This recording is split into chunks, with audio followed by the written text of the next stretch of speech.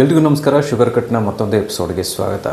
So ಈ ಎಪಿಸೋಡಲ್ಲಿ ನಾನು fasting sample ಕೊಡೋದಕ್ಕಿಂತ ಮುಂಚೆ ನೀರು, ಕಾಫಿ, ಟೀನ ಕುಡಿಬಹುದಾ ಕುಡಿಬಾರ್ದಾ ಅನ್ನೋದು ವಿಷಯ ಬಗ್ಗೆ ಮಾಹಿತಿಯನ್ನು ಶೇರ್ ಮಾಡೋದಕ್ಕೆ ಬಂದಿದ್ದೀನಿ.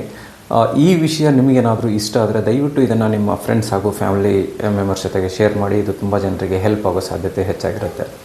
ಓಕೆ, ವಿಷಯಕ್ಕೆ ಬರೋಣ. ಈಗ ನೋಡಿ, ನೀವು ಫಾಸ್ಟಿಂಗ್ ಸ್ಯಾಂಪಲ್ ಕೊಡೋದಕ್ಕಿಂತ ಮುಂಚೆ ನೀರನ್ನು ಕುಡಿಬಹುದು. ನೀರು ಯಾವುದೇ ರೀತಿಯಾಗಿ ನಿಮ್ಮ ಬ್ಲಡ್ ಶುಗರ್ ಲೆವೆಲ್ ಮೇಲೆ ಪರಿಣಾಮ ಬೀರೋದಿಲ್ಲ. ಇದು ಯಾವುದೇ ರೀತಿಯಲ್ಲಿ ನಿಮ್ಮ ಬ್ಲಡ್ ಶುಗರ್ ಲೆವೆಲ್ನ ಜಾಸ್ತಿ ಕೂಡ ಮಾಡೋದಿಲ್ಲ. ಸೊ ಹಾಗಾಗಿ ನೀವು ಫಾಸ್ಟಿಂಗ್ ಸ್ಯಾಂಪಲ್ ಕೊಡೋದಕ್ಕಿಂತ ಮುಂಚೆ ನೀವು ನೀರು ಕುಡಿಬಹುದಾ ಅಂದರೆ ಖಂಡಿತ ಕುಡಿಬಹುದು. ಅದೇ ಕಾಫಿ, ಟೀ ವಿಷಯಕ್ಕೆ ಬಂದಾಗ, ನೀವು ಕಾಫಿ, ಟೀ ಕುಡಿಯೋದ್ರಿಂದ ಖಂಡಿತವಾಗಿ ಅಲ್ಪ ಪ್ರಮಾಣದಲ್ಲಿ ನಿಮ್ಮ ಶುಗರ್ ಲೆವೆಲ್ ಜಾಸ್ತಿ ಆಗತ್ತೆ. So it is not recommended.